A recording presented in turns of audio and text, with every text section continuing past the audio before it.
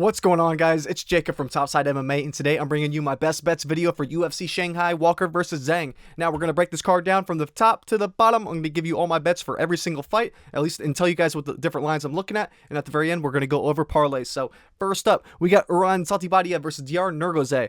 Now, I don't have anything on this as of right now. I do think there's decent value. You know, if you really are leaning either way on this fight, I totally get why you'd want to go that way. Personally, I'm leaning Uran Satibadia.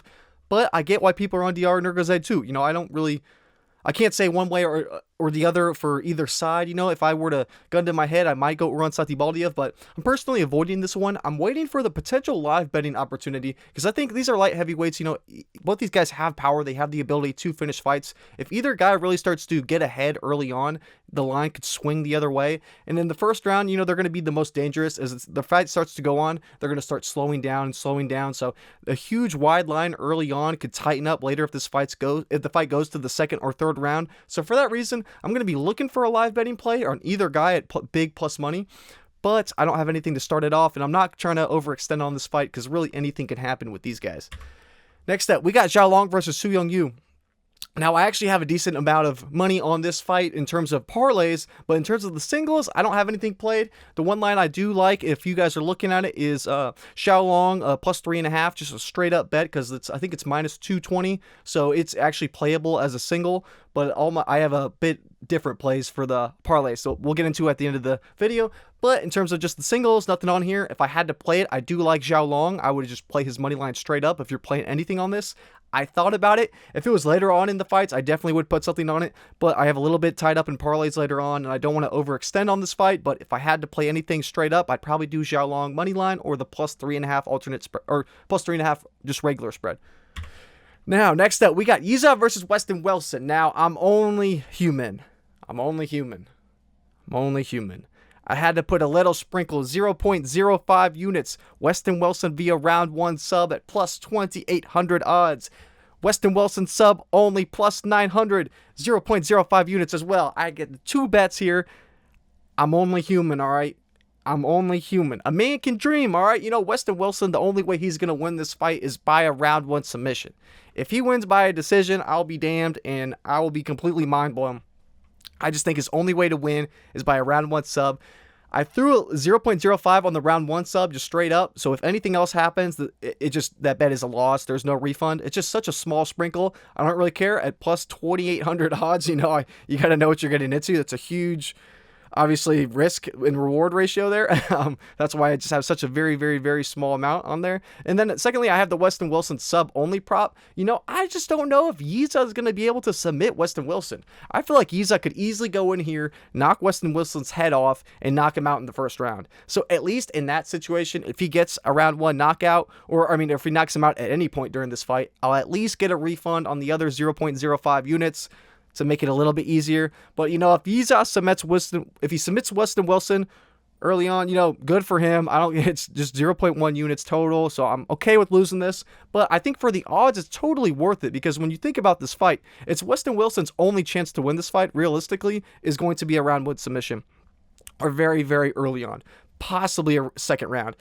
It's just Westin Wilson, anything beyond that, his striking is so poor where he keeps his hands down so low to where anything hits him and he goes out. So I just don't have any real faith in Westin Wilson beyond the first round submission. So that's why I have these 2 bets. Very, very, very small. Do not overextend on this. I just think the line is very wide.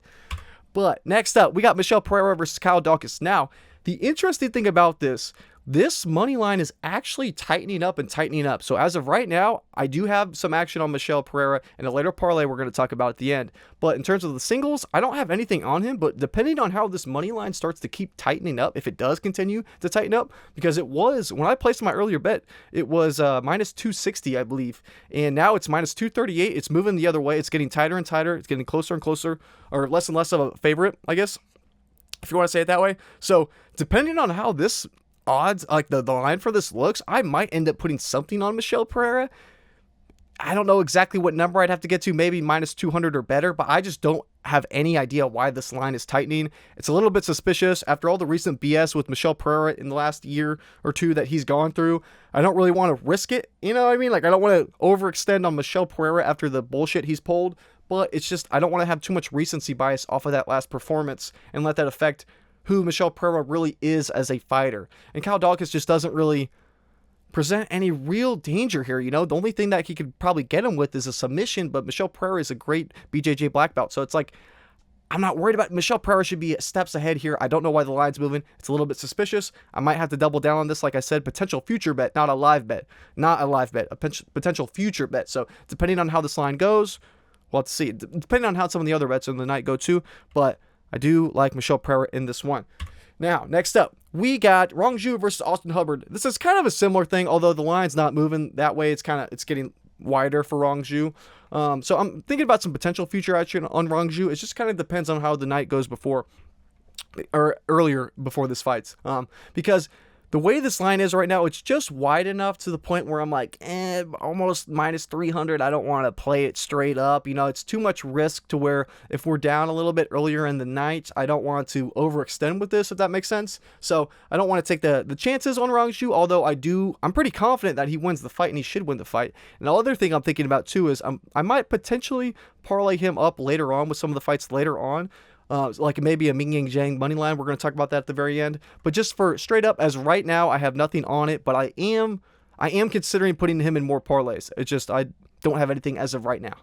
But next up, we got Charles Johnson versus Lonair Kavanagh. This is another one. I don't have anything straight up put on this fight, but I do have a decent amount of money put on Charles Johnson later on in the parlays that we'll get to. Not his straight up money line, but a prop.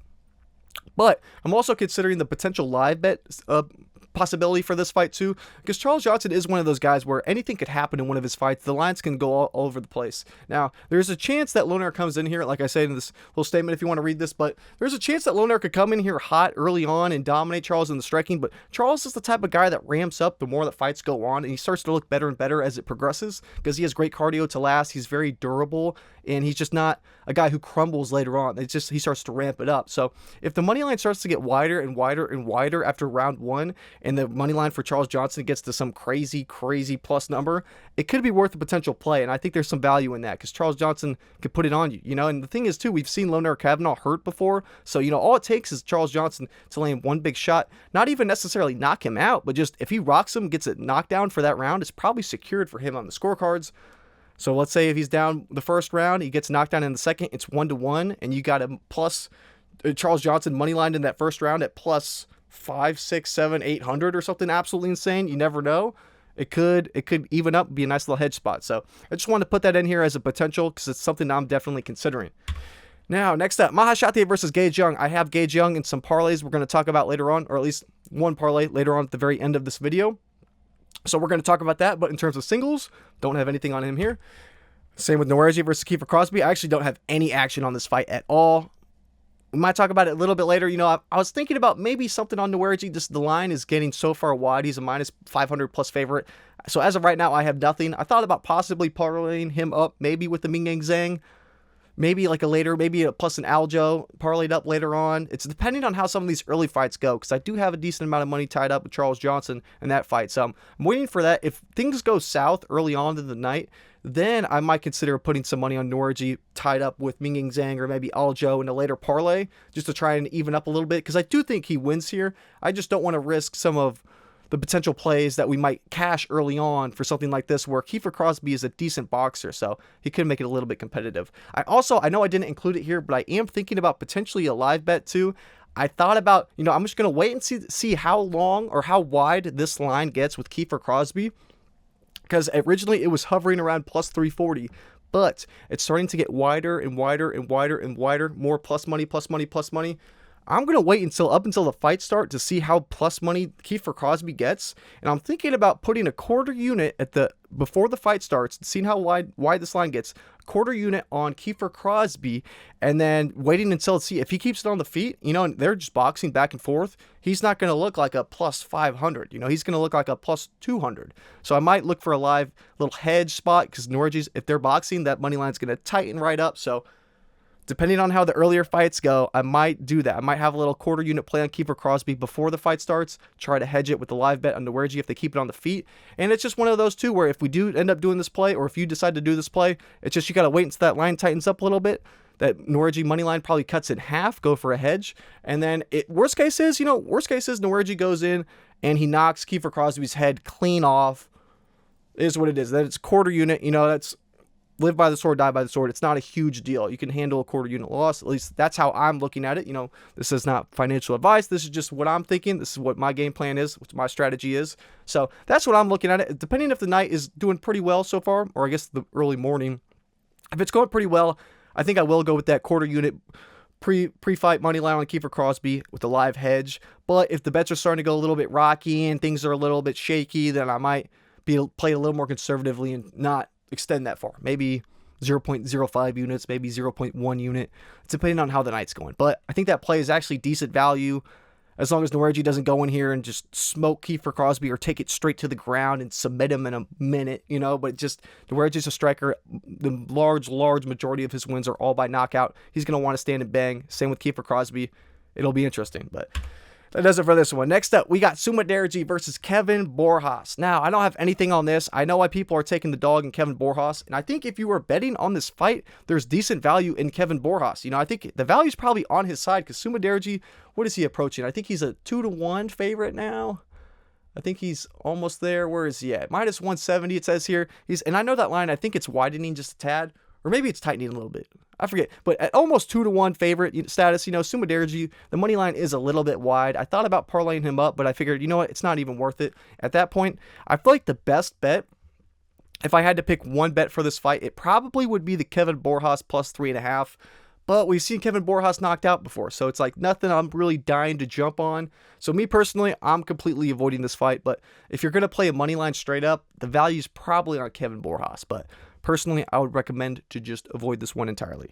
I don't have this one in any parlays either. So, next up, boom, we got Sergei Pavlovich. Was that the next one? Oh yeah, damn, we're flying through. Sergei Pavlovich versus Waldo Cortes-Acosta. Now, same thing. I don't have anything on this yet. The Sergei Pavlovich line, it's a bit wide. It's a bit wide. Almost 3-1 favorite. What's he at right now? Yeah, almost 3-1 favorite. Waldo Cortes-Acosta has been able to prove that he's durable to go all 3 rounds, and he can last. He can hang in there and make it competitive. So I feel like this line will probably end up, the more I think about it, this line probably will end up looking a lot tighter than that. I still think Pavlovich should go out here and win. He has a huge reach advantage. He has a power advantage. He's the more dangerous striker. Waldo Cortes-Acosta doesn't have that much power. He's not knocking dudes out.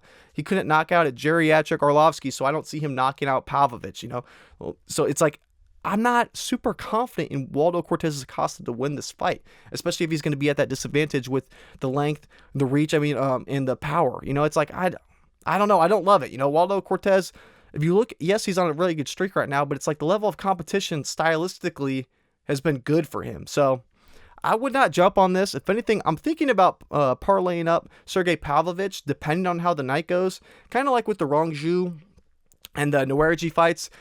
I'm like kind of waiting to see how the night goes. I'm not dying to place it, but it's like the value's there, but it's a little far wide. So I don't want to have anything invested. I don't want to go negative on the night, for example, putting something on this fight and then having Waldo Cortes squeak out a split decision win. That's like, I just do not want to go down that rabbit hole, But at the same time, I get the value. I do think Pavlovich wins this fight. So there could be a live betting potential too, as I talked about in here, like in nearly minus 3-1 odds. Anything can happen.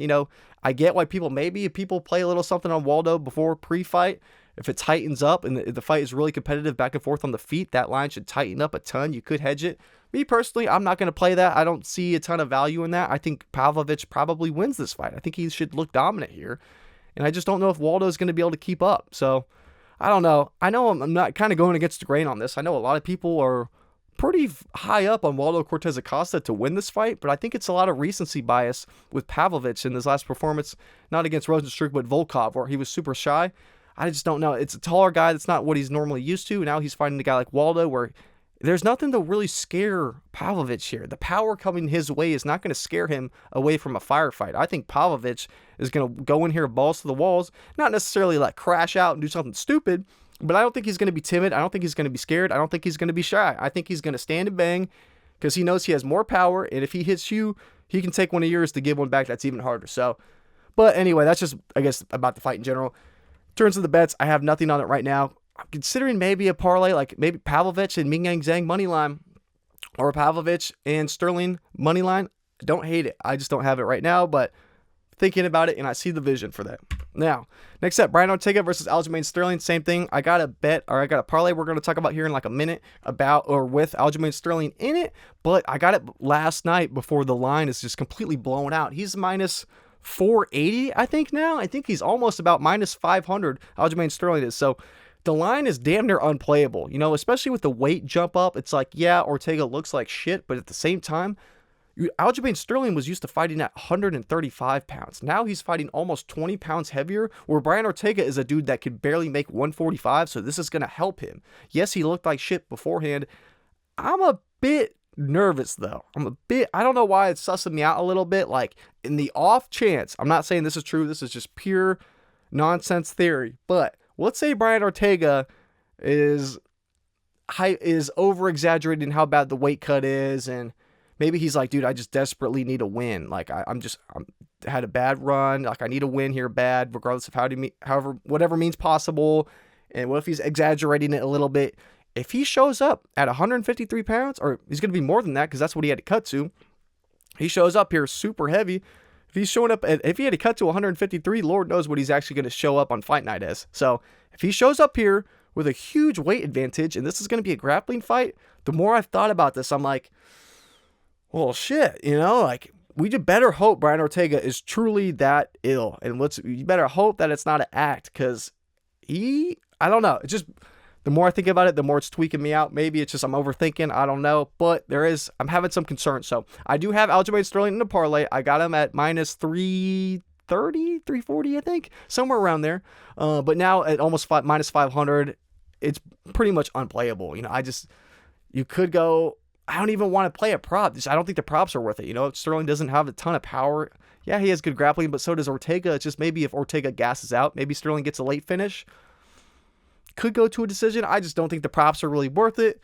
If you want to throw Sterling in parlays, I totally get it. I have him in one myself. It's just at this point, the line's a bit shot, so it's hard to play at this point.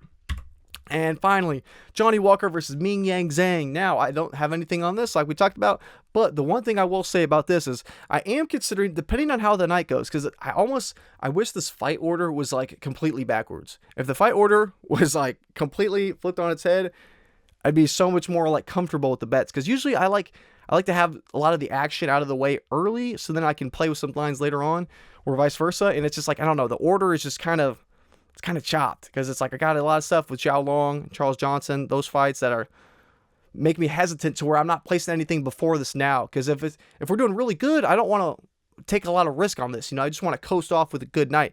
But, you know, it's like if we are having a rough night, I think realistically, Mingyang Zhang, he comes through and dominates. So realistically, he knocks Johnny Walker's head off. Johnny Walker said that he wants to stand here and strike, which I thought was the dumbest thing ever. You know, I thought Johnny Walker's best chance would be to try to test his grappling, you know? Yeah, Johnny Walker is not some D1 All-American wrestler, but at the same time, he has a good ground game. You know, his brother is a demon with the heel hooks. Mingyang Zhang's ground game is not really tested. So I thought if Johnny Walker was being smart here and he was really going to try and test Mingyang Zhang in places we haven't seen him, I thought he could have a better shot of doing that. But now that he said that, yeah, I just want to stand and bang and strike, after seeing him get chinned so many times, yes, he's going to have a big reach advantage. So yes, there's a chance Johnny Walker could knock Mingyang Zhang out.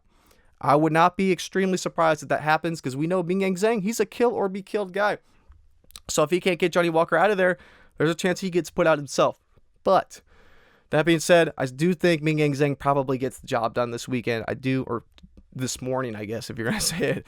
But so I don't have a ton on him, but because there is that extra level of risk, because Johnny Walker is still dangerous, especially because he seems like he's going to crash out in this fight. He seems like he's ready to go and just go back to his old ways, which does worry me a tad. But that's why the bets I am potentially looking at least put them down here for you guys, depending on how the night goes. If we have a little bit of a rocky start, I probably will play a little bit more on Mingyang Zhang, whereas if the night is going really well, I'm probably going to hold off on Mingyang Zhang and kind of avoid this, because I already have him in one parlay.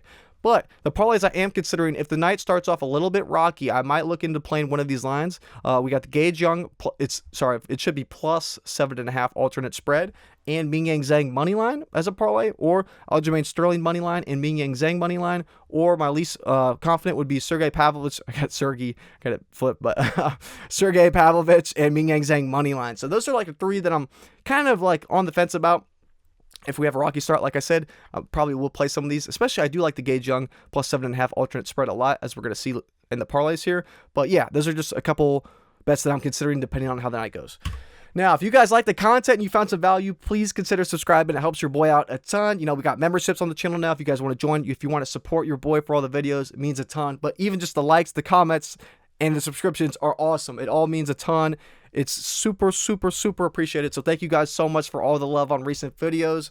Can't stress it enough. So thank you again. Now, we got the parlays to talk about. Now, the play of the week. We got 2 play of the week parlays. So we're going to do one at a time. First up, Charles Johnson plus 7.5 alternate spread with Aljamain Sterling money line at minus 141. Now, I got the Aljamain Sterling on here at minus 340, I believe, like I said. So it's a little bit wider now. But I love the Charles Johnson alternate spread here. Now, we're going to talk the next parlay too. Same thing. Charles Johnson plus 7.5 alternate spread and Walker versus Zhang under 2.5 rounds. I took the under 2.5 rounds here to play a little bit safer for the Zhang fight, just because I think these guys are going to crash out. Johnny Walker said he's ready to stand and bang. I don't think he's going to have a meticulous point fight, striking match, back and forth with Mingyang Zhang. No, I think they're just going to go and swing dicks, and whoever has the bigger dick is going to win. You know, that's I think how this fight's going to realistically turn out. So, but the thing that I do want to talk about though is because I guess we talked about Aljamain Sterling, yes, and we know obviously Walker and Zhang under 2.5. I like these lines, pretty self-explanatory, or we've talked about them. But the one thing I want to talk about is the Charles Johnson plus 7.5 alternate spread. This is my favorite bet of the week. I know the line, it's minus 310 for this. So I understand you can't play it as a single. Like I said, that's why I didn't have any singles on this fight, just because it was just a little bit too far wide, so I didn't want to load up on it. I figured I'll take a little bit of parlay value here for the 2-legger. But the thing with Charles Johnson, I love this line because this line has hit in every single Charles Johnson fight except for 2. You know who the 2 fights were? I'm already blanking on one of them. The first one is it's the damn wrestler. What's his name? I'm of course now I'm blanking on it. The first one is Cody Durden. Oh my god, I literally just wrote this down too, so I apologize. I literally had this in my notes and I put my notes away. I was like, yeah, I don't need them. Who was it? This is gonna piss me off too. It was Mohamed Mokaev. Yes. Oh my god, pretty boy who got cut. So it's literally the only time in Charles Johnson's career this plus 7.5 spread has not hit was against Cody Durden and against Mohamed Mokaev. Those 2 are pressure-heavy wrestlers. Mohamed Mokaev is probably the best wrestler in the entire division, and Cody Durden is a D1, or no, he's a Georgia high school state champion wrestler. Very high-level wrestlers between both of them. Yes, Mokaev is definitely better of the 2, but the only time that spread hasn't happened is when he's been dominated in the wrestling. Lonair Kavanagh is not a wrestler. He's a striker. That's the best aspect he has in his game is his striking. And we've seen Charles Johnson has hit this plus 7.5 spread against every single high-level striker he's gone against. I had this in my notes too, so I'm glad I kind of pulled these up. But this hit against Josh Van. Now, people forget about this fight. The Josh Van fight, who Josh Van is about to fight for the title, one of the best strikers on planet Earth. This clear as day hit against Josh Van, but not in the way you think. Not in the knockout sense. You know, he got the 3rd round knockout. Yes, he did. Awesome. Good for Charles Johnson. But the thing is, if you look at the scorecards for that fight, it was tied up going into the 3rd round. One ref had it 2018 for Van, one ref had it one judge had 2018 Van, one judge had 2018 Johnson, and one judge had 1919. It was dead even going into that 3rd round. So if he was cashing this plus 7.5 spread against Josh Van, I just don't think Lonair Kavanagh is at the point where he's a better striker than Josh Van, who would be the guy to be or possess problems for Charles Johnson in a way that he didn't experience with Josh Van. So for those reasons, I'm so confident in this line. I really like it. You know, knock on wood, anything can happen. But the other thing too is Charles Johnson has never been finished in his entire career, pro and amateur. He has had 30 fights, 24 professional fights, 6 amateur fights. He has never been finished. Never. That being said, that is why I'm so confident in this line, because it's like, all right, the only time this line has never hit for Charles Johnson is when he's been dominated in the wrestling. Lonair Kavanagh is not a wrestler. He was able to out-wrestle Felipe Dos Santos, who anyone can out-wrestle him. He's not a good wrestler at all. He's not defensively sound in the wrestling. He has no wrestling background. And Loner Kavanagh is only 25 years old. He's not some accomplished D1 American wrestler. You know, he's from England. The wrestling scene is nowhere near as good as the States or like in Dagestan or something like that. And he's a striker. He's an incredible striker. But that's where his main skill set was at. Yes, he was able to panic wrestle when he got clipped in his fight against Felipe dos Santos. But we've seen Charles Johnson has cleared this line against high-level strikers clear as day. He cleared it against Odie Osborne. He cleared it against Josh Van. He cleared it against Temerad, the guy who just popped for steroids. It's like he has fought all these different archetypes of strikers who are very similar styles to a Loner Kavanagh, and he's cleared the plus 7.5 every single time, and he's never been finished ever. For minus 310, this seems like incredible plus EV value. I just don't see a world where Loner Kavanagh 30-27s Charles Johnson in the striking. It's never happened before, and Josh Van couldn't do it. Why is Loner Kavanagh going to do it for the first time? And that would the Josh Van fight, let's say that went to a decision, that would have cashed clear as day. That line would have completely cashed. This is plus 7.5 too. This isn't plus 3.5. I took it even more conservative. So I'm super confident in the plus 7.5 alternate spread for Charles Johnson. If it's one thing you take away from this video, that's my most confident line of the entire week. That's my lock. I really, really like it. Now, knock on wood, anything can happen. It's a fist fight. Charles Johnson could blow his ACL in the first 10 seconds. Anything can happen, full disclaimer, but it's my most confident line. Now, I know I've been yapping about this one, but I really like this line a lot. I do really like it. But in terms of the last parlays I got, they're tied up with Long Xiao plus 7.5 alternate spread. It's the same type of deal. I'm not going to say I'm as confident as Charles Johnson, but I'm pretty damn confident. You know, I've watched all these guys tape. I got two bets with this Long Xiao plus 7.5 alternate spread. Now, I really like Long Xiao in this fight to win it. And I've seen him. I've went through his tape. I was watching all his fights. You know, he's been in tricky situations on the ground with submission attempts where he's able to survive. You know, he's gone out of calf slicers. He's gone out of leg locks. You know, I forget the one where your knee bends the other way. Like I was watching all these multiple times of where he was in tricky spots. He's calm, collected. He's able to get out of it. And he's not in any real danger. And I'm not worried about his chin in this fight at all. Because the only thing I'm worried about for Long Xiao in this fight is the wrestling. Because we've seen SuYoung, he was making AJ Cunningham look good on the feet. AJ Cunningham is one of the worst fighters on the roster. Shout out to AJ Cunningham. No disrespect to bro. I fuck with AJ Cunningham. He's awesome. Shout out to AJ Cunningham. But being honest, he is not one of the higher level fighters. He's one of the lower bottom of the barrel fighters in the UFC right now. And he made him look good on the feet. And AJ Cunningham had him in a triangle. And I know he was like, SuYoung was waving it off like, oh, he's not getting it. You still put yourself in that position against AJ Cunningham. After seeing that performance, I've seen Long Xiao. He's looked better and better. In the guy that he recently lost to is Cheng Lo He. You know who I'm talking about. Cheng Li. I think it's Cheng Li Ho. You know, that was a very, very close fight where it's just he started to lose later on because he started to gas out a little bit, but he's not having any real threat of getting finished. You know, I saw he did get knocked out once, but he hasn't been knocked out. I think it was in like 7 years. And SuYoung just doesn't have the power. You know, if SuYoung is going to get a finish here, but I mean, there's always a chance of like a fluke knockout, like a leg kick. You know what I mean? Like we just saw, if you watched PFL last night, you probably saw that too. Or I'm not going to say that was fluke, but at the same time, you get my point. Anything could happen. But Long Xiao has had very good durability. And, you know, SuYoung is just not a killer. You know, he's like a Rafael Estevam in the sense of if you have shitty ground game that can be exploited, yeah, he could submit you. But anyone who's sound on the ground, he's not worried about them being submitted by SuYoung. He's just trying to hold you down and control you. And Long Xiao, we've seen him be able to hang. And that's the thing, too. We just need Long Xiao to not get submitted or knocked out. But I think the submission threat is more live than the knockout threat. I don't see that happening at all. I see this fight being a split decision written all over it. If anyone's going to get the finish, I'd likely see Long Xiao getting the finish here. I could see him knocking out SuYoung, but I just don't see it going the other way around. So I'm pretty damn confident in this plus 7.5 for Long Xiao as well. That's why I have it in 2 separate bets. I got 2 units riding on Long Xiao plus 7.5 alternate spread. I think he should be able to win this fight entirely, let alone, past the 7.5 alternate spread. For this, we just need him to not get finished, and we just need him to win at least 1 round on one of the 3 judges' scorecards. So I like this line a lot. I know it's a little bit wider. I think it's minus 400, but I just thought it was the perfect parlay piece to dip and dabble with different lines that I liked, and I'm very confident in that. So anyway, so I got these 2. I got the Long Xiao plus 7.5 alternate spread paired up with Michel Pereira money line in 1 parlay. So I think he gets the job done over Daukaus. Kyle Daukaus is just, Yes, he racked up 3 regional scene wins, but I mean, he was getting rolled in the UFC. He did not have a good time in the UFC. His durability was tough. Michel Pereira is in a 3-rounder. That's where he performs. You know, yeah, we saw Fluffy beat him up in a 5-rounder, but he still went longer than Roman Dolidze did.